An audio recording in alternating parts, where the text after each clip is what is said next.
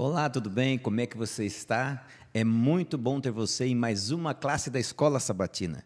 É muito bom ter a tua companhia para juntos aprendermos um pouquinho mais sobre Jesus e sobre essa maravilhosa lição que fala de imagens, símbolos, alusões, tudo aquilo que corresponde à profecia e que a gente consegue encontrar os significados dentro da Bíblia. Você sabe que quando Deus coloca enigmas, Ele mesmo dá a interpretação. E é o que a gente está vendo nesse trimestre, vários símbolos do Antigo Testamento. Nós vamos ver hoje de um livro fantástico, né? Vamos primeiro estudo, vão ser 2 estudos sobre esse livro. Esse livro fantástico, às vezes a gente só pensa que é música, que são poesias, mas ali a gente vai encontrar coisas maravilhosas sobre as profecias, sobre a nossa vida e sobre o cuidado de Deus com cada um de nós. Como é que foi a tua semana? Foi boa? A nossa também foi muito boa. Se não foi tão boa, vai ser sempre melhor com Cristo. Sempre, não esqueça, tá? E, por favor, sempre indique, dá o seu like, converse com os amigos sobre essa classe, compartilhe com eles tudo que você aprender aqui e também use sempre o nosso WhatsApp para você fazer o seu pedido de oração, seu pedido de lição, certo? Aquilo que você está precisando. E nós, como igreja, vamos estar junto de ti e vamos tentar sempre atender aquilo que você necessita. Eu tenho hoje a companhia de 2 amigos, um já estava com saudade, faz mais de 30 anos que não vem, mas nós conseguimos roubar ele hoje. Como é que você está, Marquinhos? Tudo bem, graças a Deus, estou joia. Marco, faz tempo, né, que a gente não grava junto, né? Muito tempo.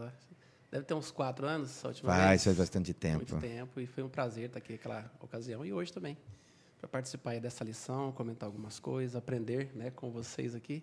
Nós vamos aprender juntos. De alguma forma, de alguma maneira, para aqueles que nos ouvem de casa. Aí. Amém. Quem não conhece o Marco é o pregador da igreja também, é professor da classe da Escola Sabatina. Ele, o Joel e o Denis são os carecas do Apocalipse. Pegou, né? Pegou. Ótimo professor de Apocalipse. Se você tiver alguma dúvida, alguma coisa, tá o Marco aqui. É só conversar com ele que ele vai deixar você, 10. E muito bom do Marcos, que eu gosto, nós estávamos conversando agora mesmo sobre isso, é que ele, além de conhecer bem o Apocalipse, também é professor de História, e ele consegue trazer os 2 conhecimentos subsequentes, e a gente fica cada vez mais maravilhado com o ensinamento. Tá certo, Marco? Muito bom ter você aqui conosco. Obrigado. Tá? Elton já é nossa figura, né, Elton? O Elton já comprou 33% já do podcast. Estou muito feliz de estar com vocês aqui, com o Marco. E, com certeza, essa lição maravilhosa, mais uma, né? E vamos aprender muito, né? Amém. Que Deus nos abençoe, né? Amém. Que Deus abençoe você também que está aí. Olha, por favor, agora é aquele momento especial. Todo momento da classe é especial, mas esse é aquele que nós vamos falar com o nosso Deus, o Altíssimo, aquele que conhece todo o nosso pensamento, aquele que sabe o que é melhor para mim e para você. E hoje eu vou convidar você, Marco, para que você faça a oração para nós. Enquanto o Marcos estiver orando, você sabe que o Elton, o Jefferson, o Kevin, tudo bem, Kevin? Estará conosco aqui. Todos nós estaremos junto com você, intercedendo com o Marcos, para que Deus faça com que o Espírito Santo torne essa lição muito mais plausível, muito mais simples a compreensão dela. E, acima de tudo, que aquele desejo no seu coração, que é para a salvação, se for vontade de Deus, se realize em você e também nos seus familiares. Você ora para a gente? Vamos orar então. Oremos. Querido Deus, que habita nos mais altos céus, em nome de Jesus Cristo, nós queremos agradecer ao Senhor pelas bênçãos de cada dia e pelas oportunidades que o Senhor nos concede de vivermos para estarmos juntos aqui com irmãos, amigos, aqueles que estão nos ouvindo, que vão nos ouvir, para aprender um pouco mais sobre a sua palavra, Pai. Queremos te pedir a tua direção, que aquilo que for comentado aqui, aquilo que for explanado aqui, Senhor Deus, encontre um lugar especial no coração de cada um de nós. Amém. Que as palavras que forem lidas, que forem ditas, Senhor Deus, sejam palavras de vidas para todos nós. Em nome de Jesus Cristo, nós te oramos agradecidos. Amém. Amém. Bom, o título da nossa lição dessa semana, nos Salmos, parte 1. A gente está estudando sobre, aqui, tá ali, alusões, imagens e símbolos. E a gente fica pensando, o que o Salmo tem a ver com isso, né? Mas eu queria começar, antes da gente entrarmos nesse assunto, Queria que vocês explicassem para mim, para os nossos amigos, qual era o papel fundamental dos salmos para o povo de Israel. Boa pergunta. Porque quando a gente olha para os salmos, né, a gente acha que são apenas orações, cânticos, mas no que diz respeito ao santuário, eles tinham um papel muito importante. Além de serem hinos, né, eles também eram o abrir do coração daqueles que adoravam a Deus no santuário. Eles revelam a esperança, né, as experiências de cada pessoa que fazia parte do povo de Deus tinha com Deus. Então, eles têm apenas a revelar, né, para todos nós, não apenas cânticos, orações, mas muito do que se diz, ou do que se refere à profecia também. E você, Elza, assim, que você vê ali assim, um salmo, assim, a importância dele? Então, os salmos era o inário do povo de Israel no passado, né? Com os louvores, né? Os cantos. E a gente vê a expressão dos méritos de Deus, né? Da grandiosidade de Deus, como o salmista expressava isso, né? Da clareza, da importância de Deus na vida deles. E é para nós também, né? A lição traz a importância, vai ligar os salmos com o Apocalipse, né? Então, assim, a missão que o povo de Israel no antigo tinha era o quê? Mostrar esse Deus poderoso, um Deus que era cuidador deles, que na hora das injustiças eles podiam confiar em Deus. E o principal, de restaurar a imagem de Deus ao ser humano. Israel tinha que ser o centro, mostrar para os povos ao redor de que existia um Deus poderoso, e eles cantavam isso, né? Nos momentos de angústia, de aflição. E hoje nós temos esse papel também, né, de proclamar a grandiosidade de Deus, de que Ele é soberano e vai restaurar todas as coisas, né? Bom, então podemos encontrar, além de meras canções, algo mais profundo, é isso? Com certeza. Questionamentos profundos sobre a vida humana, né? Como que será o futuro? Será que Deus vai trazer justiça para as injustiças que existem? Será que Deus pode perdoar o pior dos pecadores? Então, você tem indagações nesse sentido em todos os salmos, inclusive, como eu falei anteriormente, questões que envolvem profecia também, como até o Salmo 91, né, que é um salmo profético, que muita gente, né, hoje deixa aberto lá, né, na mesa, o Salmo 91, né, e tal, mas esse salmo ele vai acontecer, é uma promessa futura. Espera então. Né? Então, nos Salmos eu também posso encontrar profecia, coisas relativas ao fim do tempo, ao nosso... Com certeza, com certeza. Interessante. Você ia falar do Salmo 91, ele trata sobre proteção ou sobre o que mais? Sobre proteção, sobre um dado momento ali do Salmo 91, fala que Deus vai impedir, né, que a peste nos pegue, coisas nesse sentido. E muita gente pega esse Salmo, às vezes até deseja aplicar ele hoje para a sua vida, e acontece algo e fala, nossa, Deus não gosta de mim. Mas, na realidade, não, é para o futuro. Algo que ainda está para acontecer, que vai se cumprir na história futura aí. Interessante, você que está aí. Como é importante a gente entender essas visões, porque a Bíblia ela é recheada de informações, recheadas de coisas assim que Deus vai fazer por mim e por você, que às vezes a gente quer replicar só para agora, né? Todo mundo é o momento, né? É para hoje, mas tem um tempo certo de Deus. E eu convido você que tem a tua Bíblia, ou teu iPad, no computador, no celular, não importa, Apocalipse 14, verso 1. Apocalipse 14, verso 1. Vamos dizer o que tá escrito ali, o que Deus revelou para João. Olhei, e eis que o Cordeiro estava em pé sobre o monte Sião. Com ele estava 144.000, que tinham escrito na testa o nome do Cordeiro e o nome de seu Pai.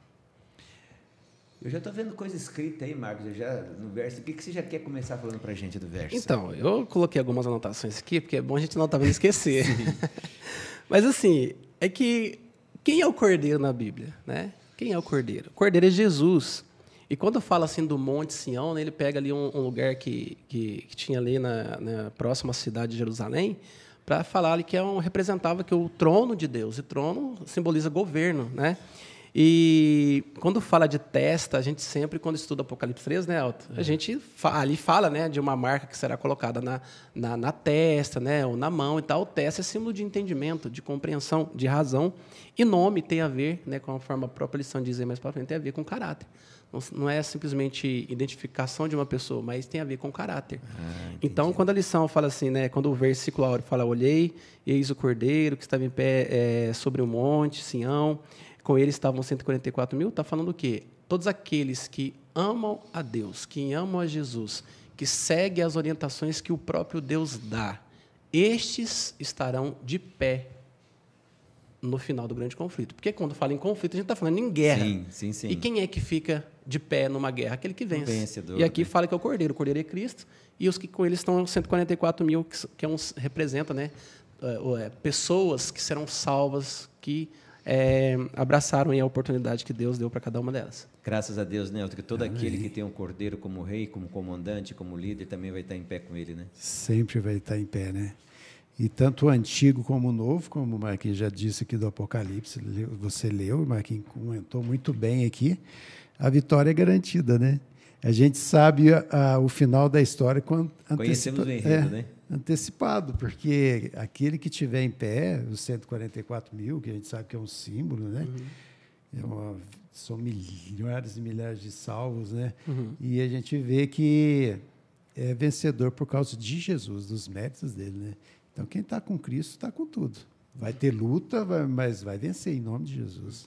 Você falou uma coisa aqui interessante, que é a questão de poder, né? Você explicou que nos Salmos ali também fala que Deus ele tem o poder, ele tem o trono, né? Quando fala trono, fala reino. Reino.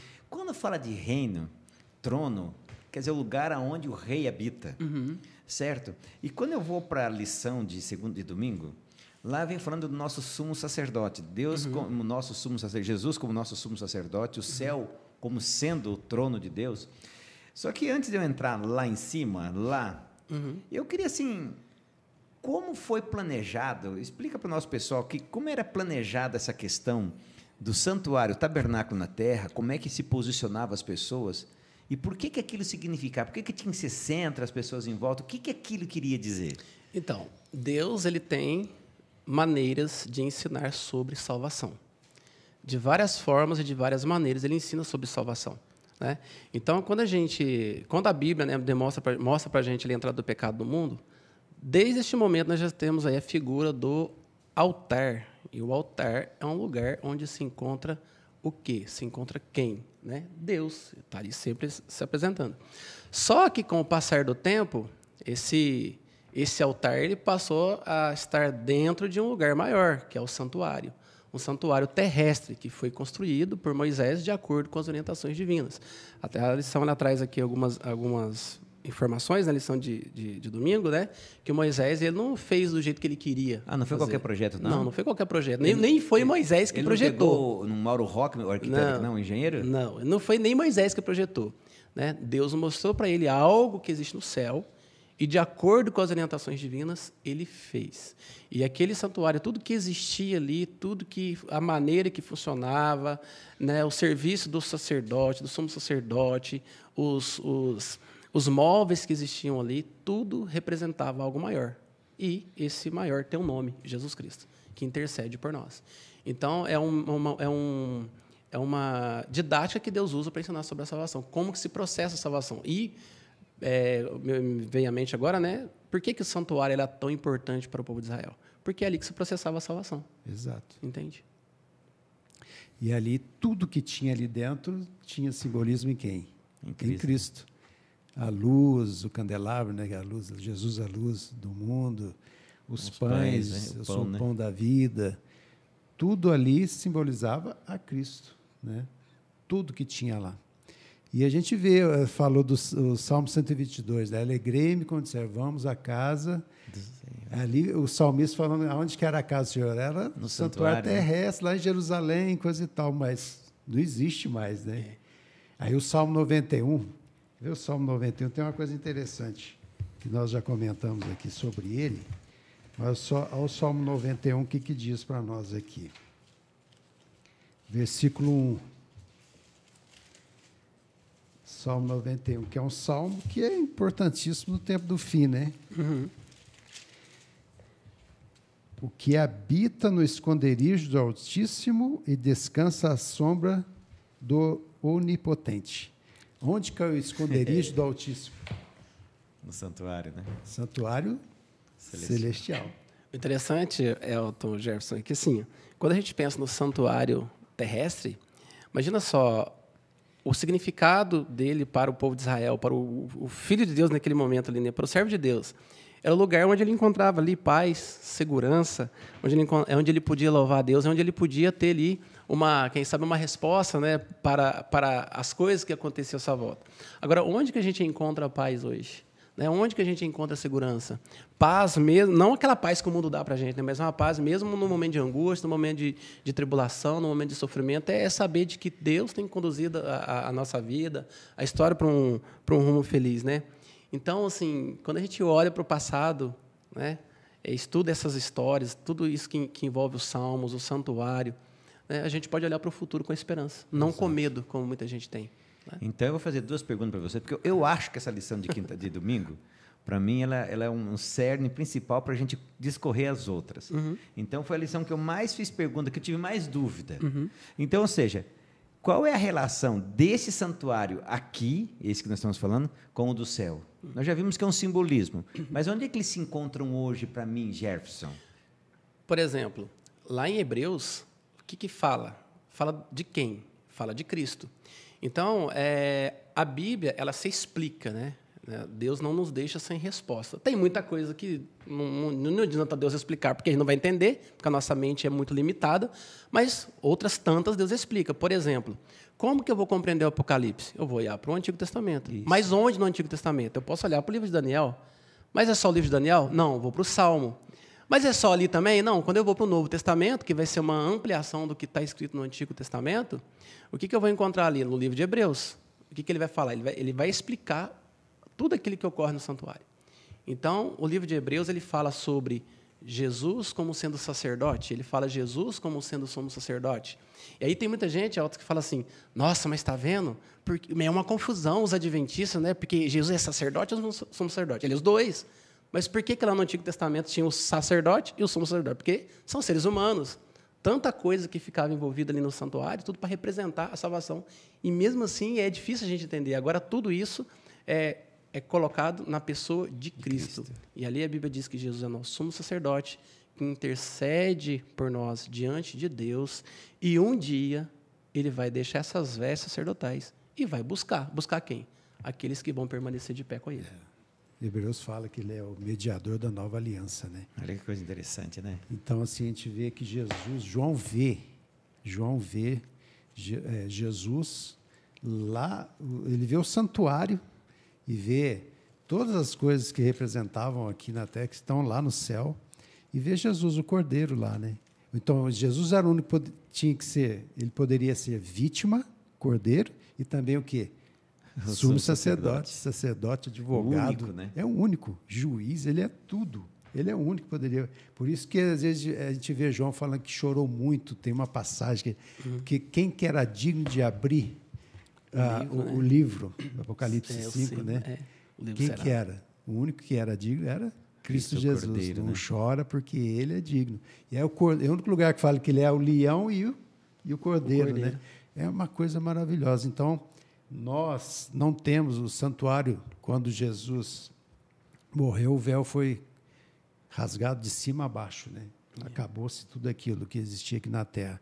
Ele está lá agora. Pelo sangue dele, nós temos acesso à morada de Deus, que é no lugar do santuário celestial.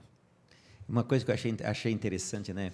A forma, a centralidade do santuário, do templo, né? O tabernáculo, na época do deserto. Ou seja, ele no centro, sempre no centro. Porque Deus era o governo principal. É a mesma coisa que a Bíblia, né, pede para nós, né? Cristo ser o centro da nossa vida, né? Porque se ele for o centro, ele tem a centralidade, ele vai conseguir ter a ação, ele vai conseguir dar a purificação, a graça dele, né? Como é importante a gente entender Cristo como o centro da minha e da sua vida. E no tabernáculo era assim. Agora, uma coisa interessante que o autor traz, e também os Salmos falam muito, é o tal do Monte Sião. Bom, qual é a importância do Monte Sião para Israel e também para nós entendermos o próprio verso, né? E eis que o Cordeiro estava em pé sobre o Monte Sião. Como entender a importância do Monte Sião, tanto para o Velho Testamento como para o Apocalipse? Então, pelo que mostra aqui para a gente, o Monte Sião, ele ficava próximo a Jerusalém, né? Mas, pensando na lição, no que eles estão falando, no significado dele, como a gente já falou anteriormente, é o lugar da habitação de Deus, onde, de acordo com a Bíblia, Cristo vai descer, vai governar dali todo o mundo. Então, quem habitará, né, como até o Salmo 15 faz essa pergunta para a gente, quem habitará no Monte Santo do Senhor, no lugar da habitação de Deus? Quem são esses? É uma pergunta para a gente pensar, né? Quem poderia falar, né, Jefferson? Eu vou levantar a mão. Mas o Monte Sião ele é uma representação lá, né? Aqui do reino de Deus. E aí, mais abaixo, aí, né, a pergunta que o Salmo de Davi, né, lá no Salmo 15 faz, né? Quem poderá habitar no teu santo monte, nesse Monte Sião que aparece aí? Aí é até a leitura que a gente poderia fazer, né, lá no Salmo 15. Ele começa a falar algumas coisas ali. Interessante que ele tem relação com os 144 mil do verso. Os que na testa tinham o nome, na testa, não tinha o nome do Cordeiro na testa? Tem uma ligação. Depois a gente pode até ler o Apocalipse 14. Não, vamos, é o momento aqui, porque assim, para mim, a centralidade, vou ser muito sincero com vocês, ele vai falar sobre ali no coração, vamos falar sobre o Salmo 5, mas assim, para mim, domingo e segunda, bem entendido, usa até rápido, vai facilzinho.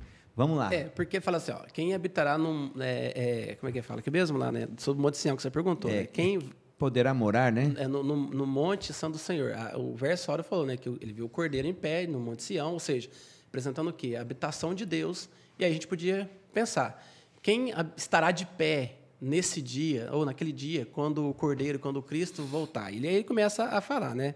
Lá, quem habitará no teu tabernáculo? Quem há de morar no teu santo monte? O que vive com integridade e pratica a justiça, e de coração fala a verdade.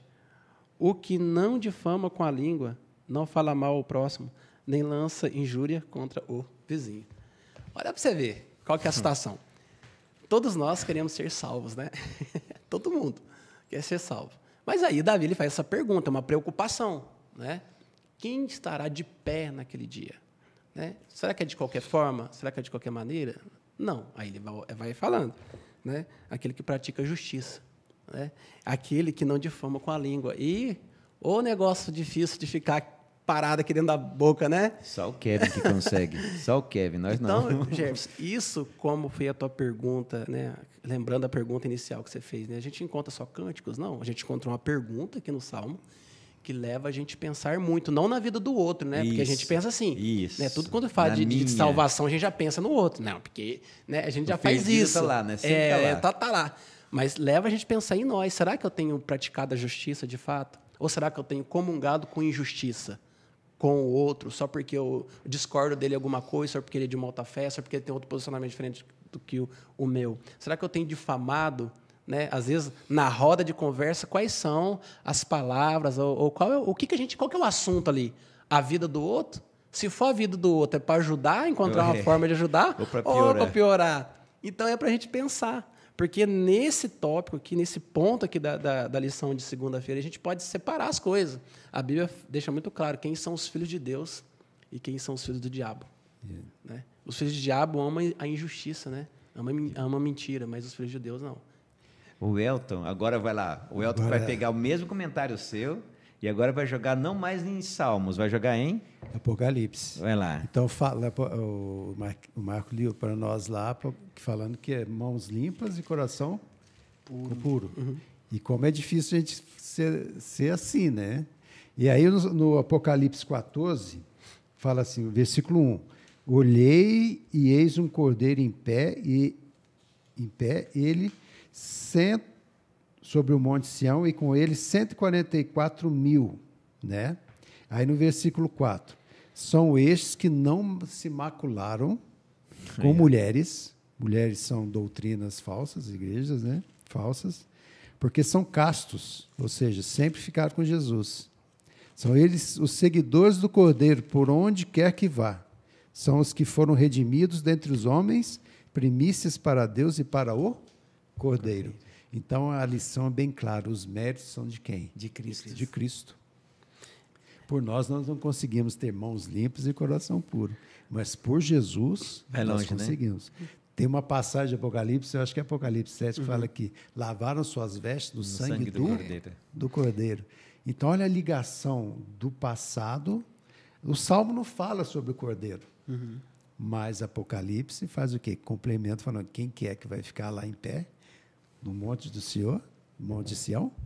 Os que lavaram suas vestes no sangue do E né, que o senhor estava comentando, eu abri ali mesmo nesse versículo que o senhor citou aí, né, Apocalipse capítulo 7, onde João ele fala, depois de tanta coisa que tinha acontecido, ele viu em pé, né, ali os 144 mil de todas as nações, tribos, né, povos e línguas, diante do trono, né, onde a gente estava falando que era o trono, Monte Sião, né, aí depois ele falava que, né, ele diz, né, que esses estavam com vestes brancas, né, com palmas na mão, branco é símbolo de pureza, né?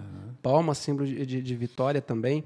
E ali fala, né, que estavam aquele, né, que eles diziam, né, aqueles que estavam assentados no trono, aquele que estava sentado no trono, que a ele pertence a salvação, né? Então, são pessoas que reconheceram a quem pertence a salvação. E a gente pode pensar, o Salmo fez a pergunta, quem poderá estar de pé, né? Quem poderá te adorar no teu santo monte, né? Quem poderá estar? Nós somos justos por nós mesmos? Não. Ali, né? Quem pratica justiça, mas não somos justos? Não. Quem nos torna justos? Cristo Jesus. Quem nos torna puros de coração e de mente? Cristo. Então, tudo é Cristo. Tudo é Cristo. Não tem como... Não tem fugir, não tem outro meio. E aí, hoje, que eu estava estudando, pensando aqui na lição, né, eu comecei a refletir um tanto de coisa, né? Hoje eu fico ouvindo um tanto de gente falar que é cristão, mas que não acredita na Bíblia. Difícil, né? Difícil. Diz ser cristão, mas não aceita o Antigo Testamento, só aceita o Novo. Quando que a fundamentação da compreensão do Novo Testamento é o Antigo, do livro do Apocalipse é o Antigo. Aí começa a ter um tanto de interpretação equivocada, né? Sobre a vinda de Cristo, até mesmo sobre sobre as cabeças do Apocalipse 17 ali, né? E começa a ter um tanto de coisa nesse sentido. Por quê? Porque se você ignora coisas, qual será a sorte final, né? Aí é gente que diz que é cristão, mas, né, não aceita as orientações divinas que são escritas na Bíblia. Então, é muito contraditório, porque se a gente não aceita aquilo que Deus propõe na palavra dele, como é que você vai ser justificado? Como é que você vai ser purificado dos erros? Como é que você vai usar os teus lábios para ser bênção para as pessoas? Não dá. É aquela coisa, né? Se você não acredita no Espírito Santo como Deus, como é que esse Deus vai mudar você? Pois é. Não tem como. Não tem como. Agora, vocês estão falando tanto, chegou uma pergunta na minha cabeça aqui agora, você fala assim, minha nossa, como ser esses que vão estar em pé diante do trono? Como ser Cristo, né? Mas interessante que na parte de terça-feira, já vem ajudando a gente a ter um norte. Você é que não tem a lição, como você precisa da lição, porque as dúvidas já na outra página já vêm sendo respondidas.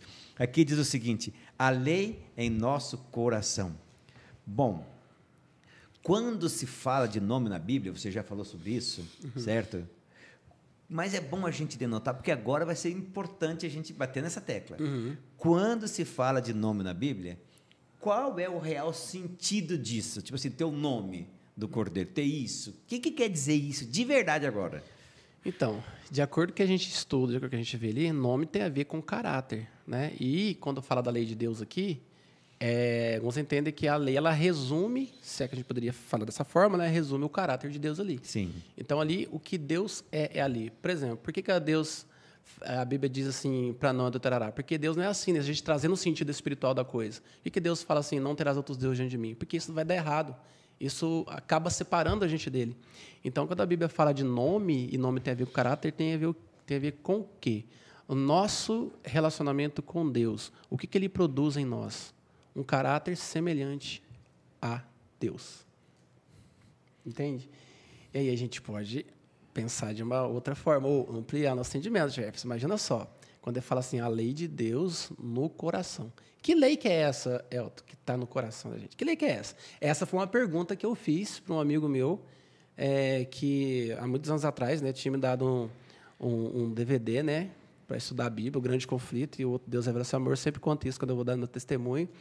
E aprendi muito, né? Não tive professor bíblico em casa, mas eu estudei com eu e Deus ali, né? Eu acredito que o Espírito Santo me guiou até aqui.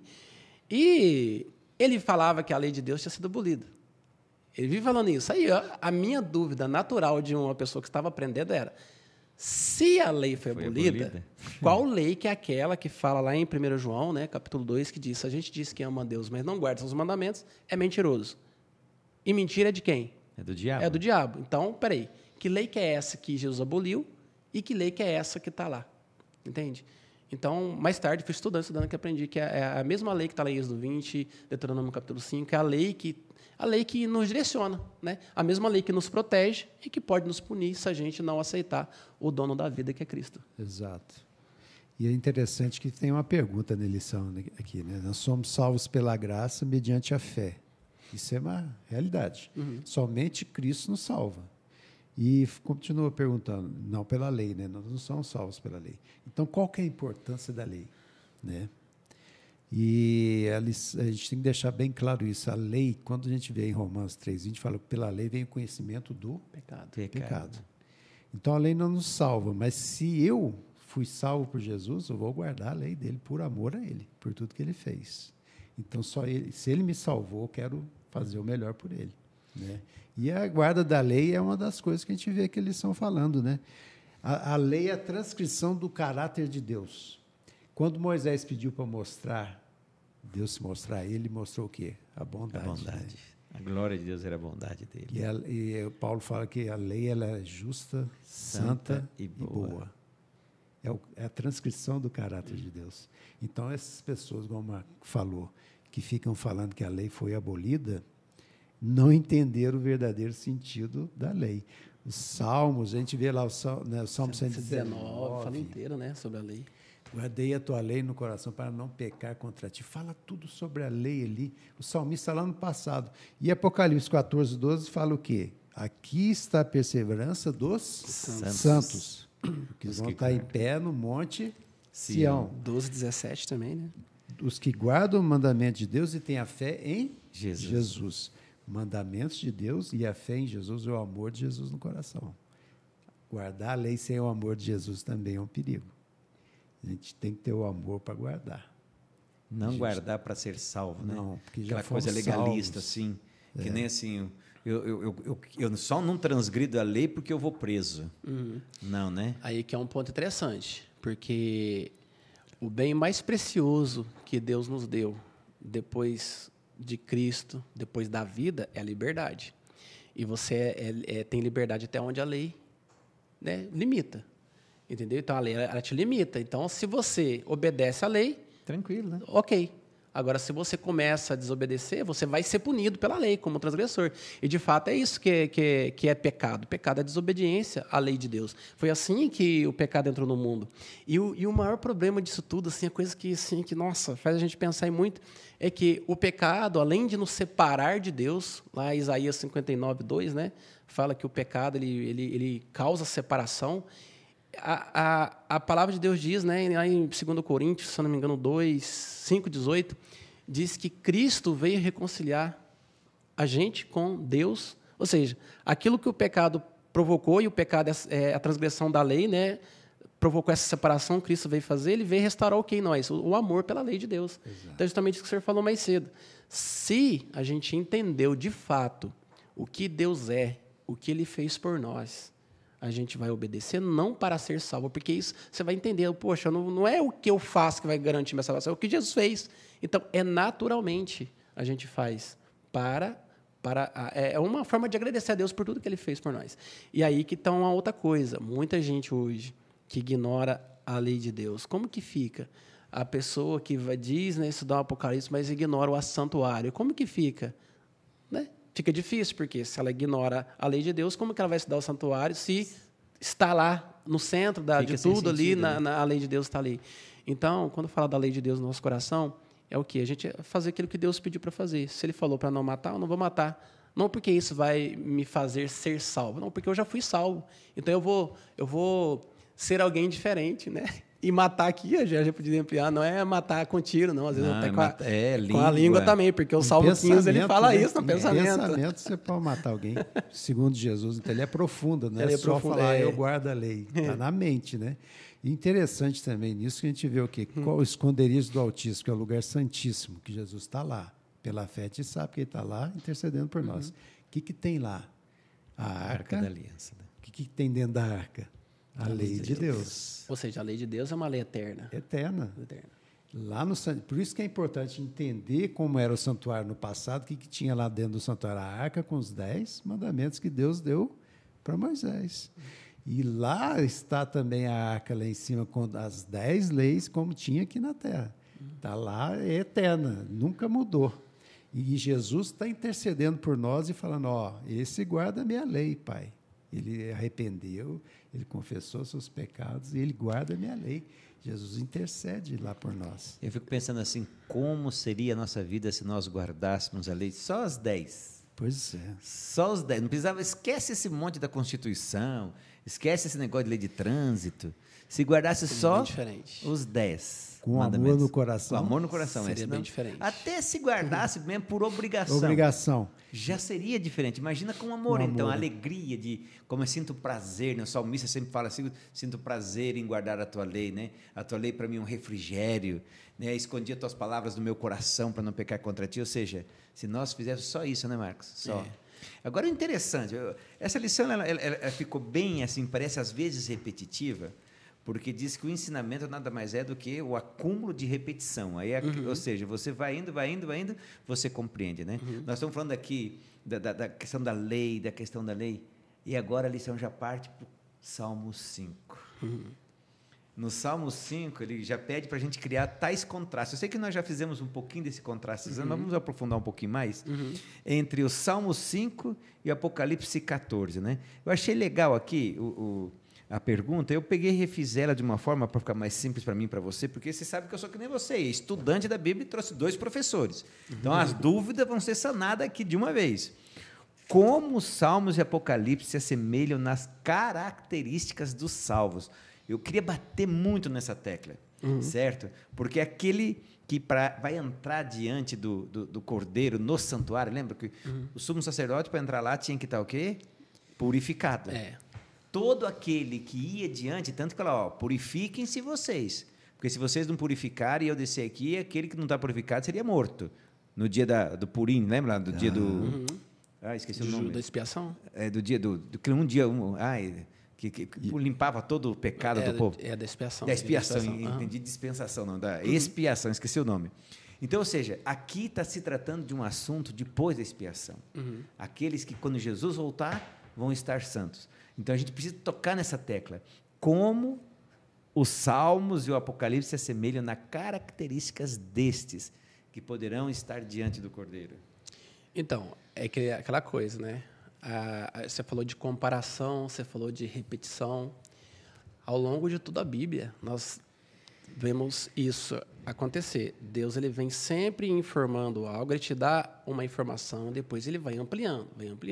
E uma coisa que é sempre presente na Bíblia, a gente não tem que esperar aquele dia para tentar, então, adequar nossa vida com aquilo que Deus diz. Não, é uma preparação. É um pouco aqui, um pouco ali, deixar, se a gente tem como costume, como que eu vou dizer, de abraçar ideias equivocadas e de permitir que isso vai mudar a nossa vida, eu vou ter que fugir disso, permitir que Deus vá mudando a minha vida cada vez mais, para que um dia eu consiga ser redimido de uma vez por todas. Porque enquanto a gente está aqui nesse mundo ainda, a gente vai estar perto do pecado. O pecado vai estar perto da gente. A gente pode tropeçar e cair. Mas vai chegar um momento em que isso vai ser tirado de nós para sempre, onde a gente vai viver na glória, na eternidade com Cristo. Agora, eu não posso esperar chegar lá.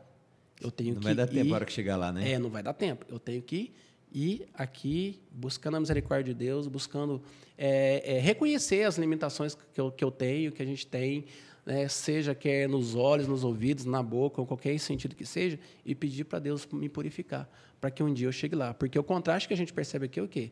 O salvo vai estar salvo, ele vai estar transformado, ele vai estar vivendo uma nova vida, uma vida diferente, e o ímpio vai estar onde? Aquele que praticou a injustiça.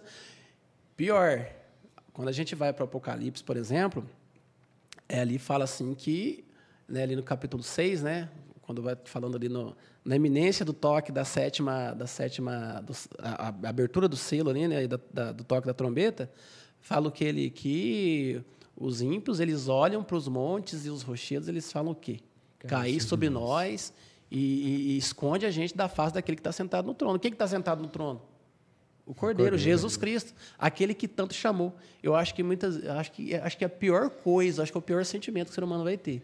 Porque ali, se ele está falando assim, ó, aquele que está sentado no trono é o Cordeiro, então ele conhece, ele sabe quem é que está lá. Ou seja, ele ouviu muitas vezes, ele sabia qual era o caminho, mas por algum motivo ele não quis. E agora ele viu que tudo aquilo que ele abriu, que ele ignorou, né, a chance de salvação que ele tinha, que ele ignorou, agora os seus bens materiais, ou sei lá o que foi, que nada vai comprar. E aí você tem esse contraste. O salvo em segurança e vai dizer, né, olha, esse é o Cordeiro, né, esse é o Deus que eu aguardei tanto tempo, esse valeu a pena porque eu abri mão da vida supérflua que eu tinha, das coisas inúteis que eu tinha por conta dele, agora eu estou salvo em segurança. E o ímpio está de que jeito? Ele vai abraçar as posses? Vai tudo ruir. Dinheiro, vai comprar? Não. Então, é o contraste que a gente consegue... Vai abraçar só o castigo, né? Só o castigo. E não é que Deus é tirano aí, não, né? Que muita gente acha que Deus é esse tirano. É tirano, não. Ele mostrou qual é o caminho. Imagina só, Elton, Jefferson, se você soubesse quais seriam os números da Mega Sena, o que você iria fazer? Você ia jogar nos números que você sabe que é ou em outros? Ou em outro. Imagina. É uma comparação meio grosseira, mas vamos pensar. Deus é o único que revela o futuro, porque ele conhece o futuro, então ele já revelou quem vai estar de pé. Aqueles que estarão com cordeiros, que obedecem a Deus e guardam seus mandamentos. Simples assim, já falou quem é o vencedor. O mal parece reinar, né? Como os salmistas até eles fazem esse questionamento a Deus, até quando, né? Até quando isso vai acontecer? Mas Deus estabeleceu um dia onde ele vai trazer justiça para o mundo e vai tirar os seus daqui. Né? Então ele já mostrou. Agora, a escolha de cada um. Né? Agora, o servo de Deus, as ovelhas do pastor, Cristo, elas ouvem a voz dele. Amém. E reconhece, né? Reconhece a voz. Então, por isso que você ama os mandamentos e guarda os mandamentos de Deus. Elton, eu já li aqui uma vez, mas eu queria ler de novo. Você deixa? Você não vai ficar bravo comigo? Não, você não escutou, não. Então eu vou ler para você. Não, já pode escutou. ler. Eu não escutei, não. Está lá no Things of the Times, é uma revista americana, escrita em 1879. O perigo de estar despreparado. Os pretensos crentes que chegam despreparados ao tempo de angústia confessarão em seu desespero seus pecados perante o mundo em palavras de angústia, enquanto que os ímpios exultam sobre seu desespero. Olha só, o pretenso crente, numa hora que não precisa, ele vai querer se confessar, mas quem vai estar ouvindo só? Os ímpios em seu desespero. E o caso de todos eles é sem esperanças. Os que adiaram a preparação para o dia de Deus não podem fazer essa preparação no tempo de angústia, nem em qualquer período futuro. É hoje, né? É hoje. É hoje. E sabe o que me diz? Você quer... Não, é que você leu aí, eu já me veio o meu versículo na mente, não vou ler ele aqui, não, mas, por exemplo, Mateus 7, né, 21 em diante, fala que nem todo mundo, Elton, Jefferson, que fala Senhor, Senhor, todo mundo que vai numa igreja, todo mundo está com a Bíblia, vai ser salvo. Né? E isso é muito sério, porque o perdido, o que não crê em Cristo já está perdido mesmo. Então, sim, então as advertências não é para o ímpio, porque já está perdido, que não aceita mesmo, é para aquele que diz ser cristão. Porque não é ser cristão mais ou menos, né? Ou não é. Entendeu? E aí fala, né? Aquele que diz Senhor, Senhor, né? Nem todo que me diz Senhor, Senhor vai entrar no reino do céu, mas aquele que faz a vontade. Agora, sabe o que eu acho quase... Como a gente é tolo? O que diz que é cristão e não é de verdade, ele nem aproveita a igreja e nem aproveita o mundo. E depois vai ter que aproveitar o castigo eterno. Olha que loucura. Nisso tudo a gente está conversando. Às vezes quem está ouvindo, né? O pessoal de casa que está ouvindo, fica com medo, né? Mas não, aquilo que Deus revela para a gente não é para a gente ter medo, é para a gente se preparar. Certo? Outra coisa é que não importa o pecado. Porque, olha só, no pior dos piores, se ele buscar socorro no trono, na graça, nesse trono que a gente está falando aqui, né, e tal, buscar socorro em Cristo, ele vai ser perdoado. E esse acho que é o ponto mais importante de tudo. Você fez coisas horríveis? Ok. Quem não fez? Tem gente que cometeu um erro grande, outro pequeno, erros tiveram maiores consequências. Tudo horrível. Mas, olha só, Manassés, o que o Manassés fez? Não encontrou misericórdia? Quantos no passado? Paulo, né, não encontrou misericórdia, se tornou um dos maiores pregadores. Pedro, que negou Jesus. Né? Aí a gente fica lá, né, Judas entregou, não sei o quê. Mas todo mundo correu ali. Até a gente tivesse lá, ia correr também. Mas todos aqueles que se voltaram para Deus em momento oportuno foram recebidos de volta.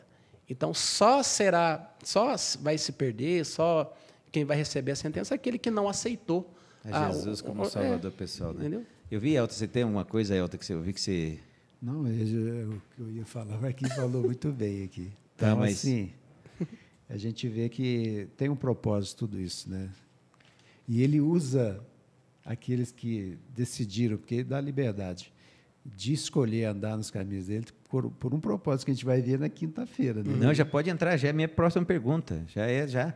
A todo aquele que, continuando já a explanação do Marcos, todo aquele que teve dificuldade, que teve pecado, exato. Como solucionar esse pecado, segundo Isaías? Como? É a purificação de Deus, né? Mas a gente tem que mostrar às pessoas, o propósito da igreja, de eu ter aceitado a Jesus, o que ele mais quer na minha vida é que eu leve o que ele fez por mim para as pessoas ao meu redor. Isso era o objetivo do povo de Israel no passado, de mostrar todos ao redor os caminhos de Deus, e nós também. Nós temos uma mensagem importantíssima de Apocalipse 14, que nós já lemos algumas coisas, que é a última mensagem para esse tempo do fim. E todos vão ficar sabendo dessa mensagem e vão tomar o quê? A decisão. Se vão guardar os mandamentos de Deus e amar a Jesus, ou então não aceitar. E aí vai estar diante do juiz, né? Mas a nossa missão, a maior missão que a gente tem que ter no coração é de levar isso às pessoas. É um privilégio também, né? Que privilégio. Mas tem gente que não dá muita importância. Não. Né? Vai falar, não, bobeira. Isso tem que ser a maior motivação da minha vida, porque Jesus está voltando. E se eu não estou fazendo nada, eu não estou falando disso para as pessoas, eu vou ser o quê? Um dos que vão estar perdido. Então, isso por que Deus ele poderia ter usado anjos, mas ele usa o quê? Pessoas pecadoras. Que é maior testemunho do que uma pessoa pecadora, mais terrível que tem, que aceitou a Jesus e ama a Jesus e as pessoas ao redor dele depois de tudo isso. Esse é o testemunho. Posso pegar um gancho teu? Ó, você que está aí, pega uma gravação. Foi feita, eu acho que uns 3, 4 sábados atrás, e veja um testemunho do Dr. Romanelli. Veja o testemunho do Dr. Romanelli, vê o que Deus pode fazer por intermédio de pecadores. Levar o evangelho para um pecador e pecadores se arrepender, né? É coisa linda, né? E interessante. Isso não tem preço, né? É interessante. Isso traz uma alegria tão grande que o importante é a gente sempre fazer uma análise da nossa vida, Jefferson Elton, é olhar o antes e o depois, né? Como é que era a vida antes, né, de conhecer aquilo que a gente conhece? Como que ficou a vida depois? Eu sempre penso na minha, né? A minha vida é muito melhor agora do que antes. Né? Não é porque eu tenho mais, não tem nada, continua sendo a mesma coisa, né? Até não tem cabelo, assim, né? Mas assim, eu estou mais feliz porque eu encontrei propósito na minha vida. Antes, o meu sonho era quê? Era ser jogador de futebol, né? Era esse tipo de coisa. Tem alguma coisa de errado? Não. Mas hoje eu entendo que isso aí ia me levar para onde, se eu tivesse ido? Ia me levar para onde? Não estaria nem aqui, nem vivo, mas não estaria.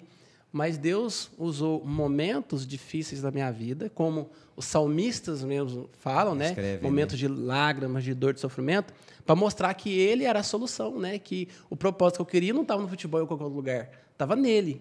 Eu nunca tinha feito uma oração sincera na minha vida, nem sabia como que era orar. A oração minha era só, quando ia jogar bola, pisava com o pé direito na grama ali, né, dentro da linha do campo, e fazia assim e tal, e era isso. Mas no momento de dificuldade da minha vida, eu passei a orar, abrir o coração, porque o Salmo faz isso. O abrir do coração para Deus.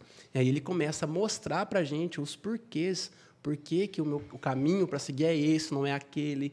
E olha só quanta bênção na minha vida. Todas as vezes que eu vou pregar, dependendo do assunto do sermão, eu sempre tenho o maior prazer de falar a bênção que Deus promoveu na minha vida. Amém. Deus usou a igreja para me capacitar, né? Deus usou a igreja para para me dar novas amizades, me colocar num ambiente diferente dos quais eu frequentava, pessoas diferentes, oportunidades como essa que a gente está tendo. E aí, para quê? Para preparação. Mas é simplesmente para preparar? Tipo assim, eu estou indo no céu, beleza, é assim que você vai só conhecer a Bíblia e pronto, acabou? Não. É propósito, é ensinar as pessoas. Pessoas que não sabem. Eu era ignorante. Hoje tem um pouquinho a mais de conhecimento. Ainda continuo em algumas coisas sendo ignorante. Mas o conhecimento ele é gradativo. Você vai estudando, você vai aprendendo, Deus vai te mostrando. Né? E é um processo, né? E aí, para que isso tudo? Só para encher a sacola e ficar quietinho? Não, tem um propósito. É uma característica dos salvos. Todos na Bíblia que um dia tiveram encontro, de fato, com Deus, ali no Antigo Testamento, com Jesus novo, o desejo imediato era o quê? Falar. Né? A boa notícia. Cara, aconteceu algo tão bom na tua vida, o que você vai fazer? Sim, vai guardar? Não, você vai contar para a pessoa. Né? E uma das coisas que meus amigos da antiga não entendiam. Eu já gostava de jogar sinuca. Né? Mas você não vai mais para sinuca? Cara, essa aí era coisa que antigamente, hoje não. Hoje a minha alegria é outra coisa, entendeu? Então, assim, Deus salva para salvar. É isso que deve nortear a vida do cristão. Esse é o propósito. Se a pessoa diz ser cristã, Elton, como a gente comentou, o senhor comentou mais cedo, e não tem esse desejo, então ela não está salva. Tem alguma coisa errada. Alguma coisa errada. E o salmista falou isso, né? Depois do Salmo 51, ele fala, né? Cria em mim um coração puro, renova meu espírito inabalável. E ele pede perdão de coisas terríveis que ele tinha feito para fazer o quê? Ensinar os transgressores o caminho de Deus. E a gente vê que esse tempo do fim, a chuva serôdia vai ser derramada, o Espírito Santo de maneira poderosa. Quando a chuva temporal foi derramada sobre Pedro, lá 3, 19 e 20, o que ele falou? Olha só o que ele falou aqui. Para as pessoas, o que nós vamos fazer? Pedro era uma pessoa terrível, mas ele convertido, cheio do Espírito Santo, ele falou aqui, arrependei-vos, pois, e convertei-vos para serem cancelados os vossos pecados, a fim de que, da presença do Senhor, venham tempos de refrigério e que Ele envie a Cristo. Ou seja, Pedro transformado, cheio do poder do Espírito Santo, e milhares de pessoas foram convertidas. Isso vai acontecer agora. Mas precisamos do quê? Do poder do Espírito Santo. E da purificação que a gente está falando tanto, né? Mãos limpas e coração puro, né? Quem faz isso? Só Jesus. Só Jesus e o poder do Espírito Santo na nossa vida. São duas coisas importantes que o Elton citou, né? Primeiro, conhecimento. A gente conversou, conhecimento. A palavra de Deus fala assim, para a gente estar preparado para dar razão da nossa fé. Né? Uma hora alguém vai questionar. Em ambientes diferentes, ambientes divergentes. Pode ser numa sala de aula, pode ser, no trabalho, num sítio, na rua. Né? Eu já me encontrei em situações assim, em ambientes variados. Então, quer dizer, não é só conhecer, né? Estar preparado para responder intelectualmente aquilo que você conhece da sua fé, mas o poder do Espírito Santo. Sempre ele, né? Sempre ele, porque senão serão apenas palavras vazias. E palavras vazias, elas sem voltam efeito, né? Vazias. Sem efeito. Olha que lição magnífica, né? Vocês falando aí sobre a questão da gente propagar, falar do Evangelho, eu lembrei de uma história que um palestrante falou. O que é alegria? O que é você falar das boas novas? Vamos lá. Até muito tempo atrás eu usei esse exemplo aqui, faz anos que eu ouvi isso, mas vamos renovar. Você vai no banco, lá na Caixa Econômica Federal, e você descobre o seguinte: naquele dia, todo cliente que tiver o cartão de saque vai poder sacar R$10.000. Não importa. Só que isso não foi anunciado em rádio, em lugar, TV, lugar nenhum, não. Mas você foi lá e descobriu. Aí a pergunta que ele fez, o palestrante, para todo mundo: o que você faria? Você sacaria os seus 10 mil e corria para o quarto, fechava e ficava quietinho? Ou você pegar o telefone: mãe, a senhora tem um cartão do banco da Caixa? Não tem? Corre aqui agora. Pai, irmãos, amigos, companheiros de trabalho, que você corra aqui. Nós temos até o final do dia. Está entendendo o que é boa nova? É aquilo que fez bem para você, vai fazer bem para você, você quer que faça bem para os outros. E tomara que Deus faça bem para você. Aqui, Patriarcas e Profetas diz assim: o registro de sua vida declara que o pecado traz apenas vergonha e tristeza, mas que o amor e a misericórdia de Deus podem alcançar as maiores profundidades e que a fé erguerá a pessoa arrependida para que participe da adoção dos filhos de Deus. Deus é maravilhoso.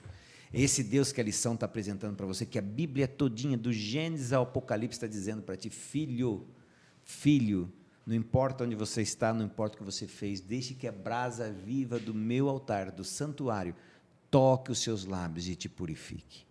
O sonho de Deus é ter você junto dele. Agora, queira que o sonho de Deus também seja o seu sonho de estar junto de Deus. O que a lição vem dizendo é: quem poderá estar diante do Cordeiro, no Monte Sião, é aquele que tem o nome do Pai na testa. Aquele que tem o nome do Pai é aquele que reflete o caráter de Deus. Somente o Espírito Santo nos habilita, nos capacita e nos transforma para isso. Amém. Vamos orar? Querido Papai do Céu, muito obrigado porque o Deus Espírito Santo está aqui colocando a tua lei em nosso coração. Muito obrigado porque Deus, na pessoa de Cristo, purifica todo o nosso pecado, tira todo ele de dentro de mim, nos lava nossas vestes, né, imundas, no sangue dele. Muito obrigado a Jesus Cristo pela cruz do Calvário. Por favor, que seus anjos nos protejam do mal também, proteja a nossa família, e que nós possamos testemunhar de Ti aquilo que o Senhor fez na nossa vida. E se até agora não permitimos que o Senhor faça a verdadeira transformação, que possamos permitir a partir dessa lição, permitir que o Santo Espírito nos purifique, que o sangue de Cristo nos lave, e que sejamos a Tua testemunha, que possamos falar de Ti, mesmo sem palavras. Amém. Que a nossa vida seja a Bíblia que as pessoas irão ler. Por favor, ó Deus, pedimos em nome de Jesus Cristo. Amém. Amém. Meninos, muito obrigado pela vossa participação. Marquinho, A gente agradece. eu quero ser de novo, hein? Vamos lá. só marcar. E você aí, eu quero você na semana que vem aqui, no mesmo horário, no mesmo canal, tratando do mesmo assunto, na nossa classe da Escola Sabatina, aprendendo cada dia mais sobre imagens, alusões, sobre coisas relativas à profecia. Mas nunca se esqueça, nada disso adianta sem isso aqui, ó. Nunca se esqueça. Nem só de pão viverá o homem, mas de toda palavra que procede da boca de Deus. Que Deus te abençoe, que Deus te dê uma excelente semana e até semana que vem. Kevin, um abraço também para você, um abraço para você, para vocês todos. Que Deus abençoe cada um de nós. Amém.